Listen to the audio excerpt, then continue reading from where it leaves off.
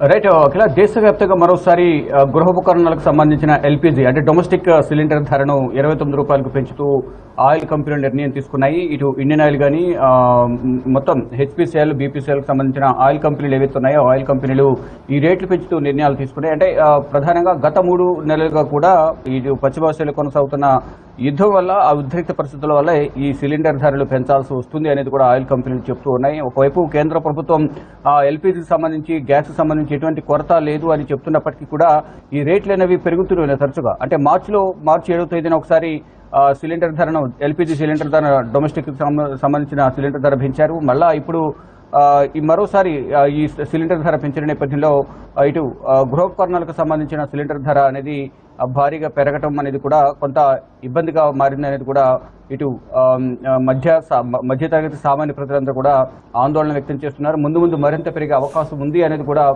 తీవ్ర ఆందోళన వ్యక్తం చేసిన పరిస్థితి కనిపిస్తుంది. కానీ ఆయిల్ కంపెనీలు మాత్రం ఇటు పశ్చిమాసియాలో కొన్న యుద్ధం వల్లే ఈ సిలిండర్ ధరలు, ఎల్పీజీ సిలిండర్ ధరలు పెంచాల్సి వస్తుంది అనేది కూడా ఆయిల్ కంపెనీలు చెప్తూ ఉన్నాయి.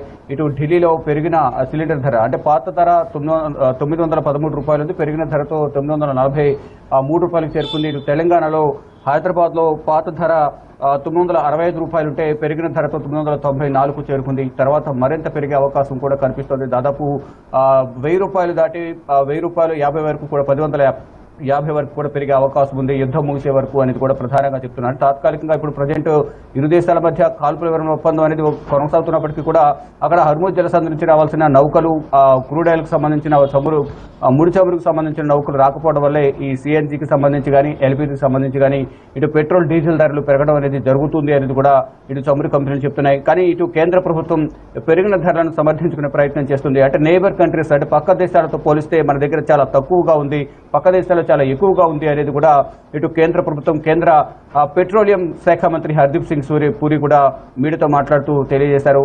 కానీ ఇటు సామాన్య మధ్యతరగతి ప్రజలకు మాత్రం ఇది పెనుభారంగా మారబోతోంది. ఇటీవలే ఇటు కమర్షియల్ సిలిండర్ ధరను పెంచడం ద్వారా అది కూడా దాదాపు 3000 రూపాయల వరకు దాటి అది కూడా ఇబ్బందిగా మారుతుంది వ్యాపారులకు ఇబ్బందిగా మారడం ద్వారా అటు కమర్షియల్ సిలిండర్ ధర పెరగడం వల్ల వినియోగదారులపై ఈ భారం పడబోతోంది.